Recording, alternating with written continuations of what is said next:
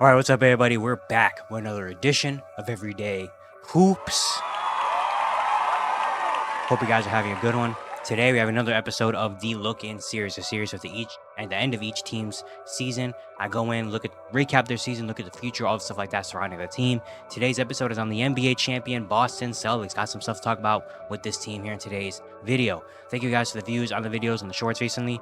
I really appreciate it. If you do like the content around here, consider subscribing, turn notifications, do all stuff like that. I'd really appreciate it. It really helps out a lot. Join the membership. If you want to learn more about the membership, there's a video on my channel explaining all of it. You can go back and watch that. Link to my Twitter, TikTok, stuff like that, description down below. And yeah, don't waste any more of your time. Let's get right into it. So the Boston Celtics did it. They have won the 2024 NBA championship. Obviously, this has been a couple years in the making. The last couple years, they had been some of the quote-unquote favorites and stuff to win the NBA championship, but it just never really worked out for them in that way. Looking at the last couple years, they had a streak where they lost 3 of the last of their 4 conference finals back from 2017 to 2020. They lost the conference finals 3 of those 4 years. 2021 had some injuries. They lose in the first round. They fired Brad Stevens, bring in Ime Udoka. The 2022, they lose in the NBA Finals to the Golden State Warriors. Then the whole Ime Udoka situation happens. Last season, 2023, they win 57 games, finish first, go to the conference finals, and end up losing to the Miami Heat in 7. And that was big. That was big right there. That kind of changed a lot of things with the Celtics. And we go into this offseason, and Brad Stevens up there as the GM makes so many great moves with this team to bring it to the next level. You know, one thing they did, they traded Marcus Smart in a 3-team trade to acquire Kristaps Porzingis, which is a huge move right there and showed that they were going all in. Marcus Smart obviously had been the heart and soul of the Boston Celtics, a fan favorite the last couple of years, and he was the definition of a Boston Celtic.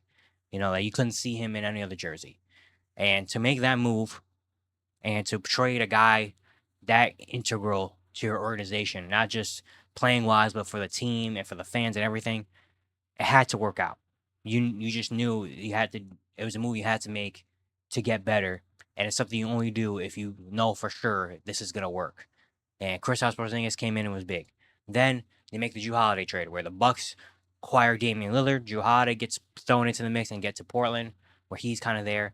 And then when over there, you give up Robert Williams, which is another young piece, to go get a guy like Jrue Holiday, who's a winner. You know, and then just building out the team. You know, keeping Payne Pritchard around, even though the last couple of years has been kind of an interesting relationship with them. Sam Hauser, another year. You know, you keep Al Horford around, and just do all those things and build an amazing top 6, maybe even 7 type of team. And a lot of questions coming into the year were about how can the bench stand up, all this stuff. And it didn't matter. In the regular season, they won 64 games. They were far and away the best team in the regular season. By far and away the best team in the regular season. Number 1 offense, number 3 defense, number 1 in net rating. Just all feel like every team stat, every number, they were either number 1 or top 3 or top 5 in everything. You know, they were just amazing this season. You know, and coming into the playoffs, obviously everyone had their thoughts. It was like, how can the Celtics actually do it? Is this the year for the Celtics? This was the year of championship or bust. If they don't win it this year with this type of team, then when are they ever going to win it? And there's going to be a lot of conversation, a lot of questions surrounding a lot of players and the future of this team. You know, and you go in the first round against Miami Heat that were injured, battered up, no Jimmy Butler, no Terry Rozier. You win in 5. You do lose one game where the Heat had a insane shooting performance, but most of all, you take care of business. And it's like, all right, but that's a Miami team. Go to the second round against the Cavaliers. No Jared Allen. You know, you lose game 2 in embarrassing fashion. And then game 4 and 5, you have no Donovan Mitchell. But they're a lot closer games than they should be. But at the end of the day, they end up winning in 5. Go to the conference finals against the Indiana Pacers. Almost lose game 1. But you had to get some help from the Indiana Pacers themselves, kind of messing up the game to get yourself back in it and win. Win game 2. No Tyrese Halliburton in game 3 and game 4. But closer games than they should be. Game 3, they were down 18 at one point. But they come back. Jrue Holiday makes some big plays. They win. Game 4 is a lot closer of a game, but they end up winning. They sweep the Pacers. Go to the NBA Finals against the Mavericks. And that was the first series where they finally looked all the way locked in at every second. Game 1, obliteration. Kristaps Porzingis was amazing. Game 2 was close, but they ended up getting the win last couple minutes. Game 3 looked like it was going to go Dallas' way, but then Jaylen Brown had some big shots late, and they ended up winning. Game 4, they just didn't come to play. Just got absolutely embarrassed, and they come out in Game 5 and absolutely dominate. end up only losing 3 games throughout this entire playoff run. We're amazing, and a lot of people say a lot of different things about this run. You know, they got help with injuries. It was a weak one. You know, no, like it wasn't as dominant as it should have been. All that stuff. They can say whatever they want about it, but at the end of the day, they end up winning the championship. So does it really matter? No. Are we gonna look back in 2030 and look back on the Celtics team and be like, oh well, he was hurt, the East was weak, that was that? No, because we do that with the 2012, 2011? Like we don't do that now. When you look back at the 2010s and stuff like that, not often, unless it's just like huge, significant, you know, like NBA series changing moments. But besides that, we're not gonna look back at this team in 5 or 6 years and be like, "Oh well, they were hurt. They were hurt. They were hurt. They were hurt. That happened. That happened. That happened." We're not gonna remember that. We're just gonna remember that they won the NBA championship. So does it really matter? No, it really doesn't. You can say what you want about this run. The Celtics ended up winning the NBA championship, and they only lost 3 games, and they were dominant. So what can we really say? But a great year for the Celtics, an amazing team. Brad Stevens should get a lot of credit because he built an amazing team. You already have Jason Tatum and Jaylen Brown, two of the best young wings in the league. Jason Tatum suffered through a lot this season in terms of the media and all this stuff. He didn't have an amazing statistical season, didn't have an amazing efficiency type playoffs, didn't win Finals MVP. At the end of the day, he still had an amazing year. He averaged 27, 8, and 5. And in the playoffs, he averaged 25, 9, and 6. At 25, or I'm sorry, not 25, 26 years old, he is an NBA champion already.